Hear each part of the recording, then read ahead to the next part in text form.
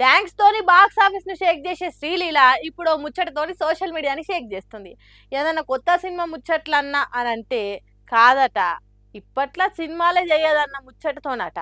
ఇంకో దిక్కు క్రికెటర్ తోని శ్రీలీల రిలేషన్లు ఉందని ఈయనొస్తుండే వరకల్లా ఆ ముచ్చటకి ఈ బ్రేక్ ముచ్చటకి ఏమన్నా లింక్ ఉందా అని అంటే మడత పెట్టి అనుకుంటా వరుస ఆఫర్లతో ఇండస్ట్రీని మడత పెడుతున్న శ్రీలీల ఈ నడుమ క్రికెటర్ తిలక్ వర్మతో డీప్ రిలేషన్ ఉంది అనుకుంటూ వస్తున్న ముచ్చట్లు ఇంటర్నెట్ లో చెక్కర్లు సిక్సర్లు కొడుతున్నాయి. ఫేస్బుక్, ఇన్స్టా, ట్విట్టర్లల్లా ఇద్దరు ఫోటోలను ఎడిటింగ్ చేసి ఏకదం ఆర్ఆర్లేసి పురాగా పూల్ పనుల వీడియోలో తీరేది పోవట్టిరు. ఇక ఇంకో దిక్కు ఇదే ఫ్లోలా ఇప్పట్లో శ్రీలీల కొత్త సినిమాలు ఏం చేస్తలేదు, బ్రేక్ తీసుకుంటుంది అనుకుంటూ వినొస్తుండే వరకలా ఈ రెండు ముచ్చట్ల లింకు కలిపి ఇదంతా లవ్ ఎఫెక్ట్ ఏనా అనుకుంటూ రాసుకొచ్చిరు చాలా మంది. ఇక ఇదే ముచ్చట మీద శ్రీలీల మమ్మీ మాట్లాడుకుంటా క్లారిటీ ఇచ్చింది. అసలు తిలక్ వర్మని మా బుజ్జి ఇప్పటిదాకా ఒక్కసారి కూడా కలవనే లేదు, మాట్లాడనే లేదు. ఎవరు చెప్తారా ఇసోంటి మీకు అసోంటిది ఏం లేదు అని అనుకొచ్చింది. మరి సినిమాలు చేయన్నదట, అదెందుకు అని అంటే గ్యాప్ రాలేదు, కావాలనే తీసుకుంది.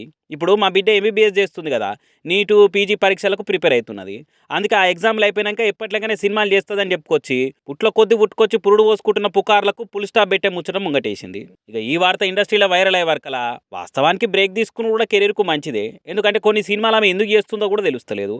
ఆఫర్ వచ్చిందని ఆనందంలో సైన్లు చేస్తుంది కానీ అవి బాక్స్ ఆఫీస్ కాడ బొక్క బొరలో పడుతున్నాయి. అట్లనే మా జాతర మసిబొగ్గే అయిపోయాయి. ఉస్తాద్ భగత్ సింగ్ ఉత్తదే అయిపోయింది. పరాశక్తి పత్తా లేకుండా పోయింది. జూనియర్ సినిమాకి టాకెస్ నియర్ పంటోవల్ రాలేదు. రాబిన్ హుడ్ రాడ్డే అయింది. గుంటూరు కారం గంటలనే ప్లాపని తేలిపోయింది. ఇంకో దిక్కు హిందీ అరుంధతి చేస్తుందని వచ్చే వరకలా సినిమాలు ఏమైనా కొబ్బరికాయలతో కొట్టి అక్కరే లేదు, నిమ్మకాయలతో కొట్టినా చాలు ఆ కథకి ఈమెడ సూట్ అవుతుంది అసలు అని అనుకుంటా ట్రోల్స్ చేసిరు నెట్ జనాలు. అందుకే జర బ్రేక్ ఇస్తే కూల్గా ఆలోచన చేసుకొని సక్సెస్ఫుల్ గా ముంగటి పోవచ్చు అని అంటారు చాలా మంది. చూడాలి ఇక శ్రీలీల అటు పరీక్షల పాస్ అయ్యి ఇటు కెరీర్లో కూడా హిట్ ఫ్లాప్ పరీక్షల ఎసొంటి రిజల్ట్ చూస్తుంది అనేది. పవర్ ను పతారను అడ్డం పెట్టుకొని బండి భగీరథ్ మీద కేసు గట్టిగా రాయలేదు అయ్యేంది అనుకుంటా కొన్ని వద్దుల సంది సోషల్ మీడియాలో చాలా మంది ప్రశ్నించారు కదా. అన్ని అరుచుకొని కేసును పక్కాగా విచారణ చేపియాలని డిమాండ్లు వచ్చే వరకలిగో మొత్తానికి ఇప్పుడు కొత్త సెక్షన్లు పెట్టి కేసుని ఇంకింత గట్టిగా చేస్తారట.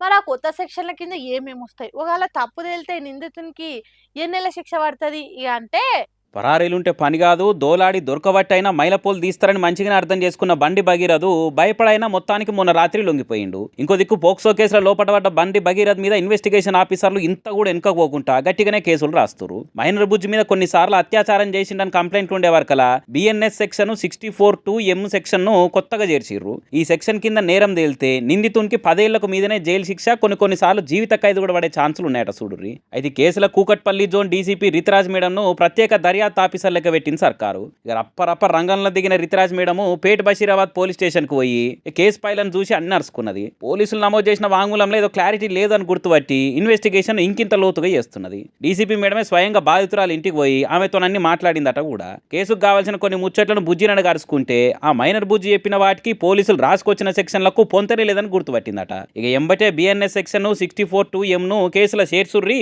ఎంబడే దాని తగ్గట్టు పనిచేయాలని ఆర్డర్ చేసిందట.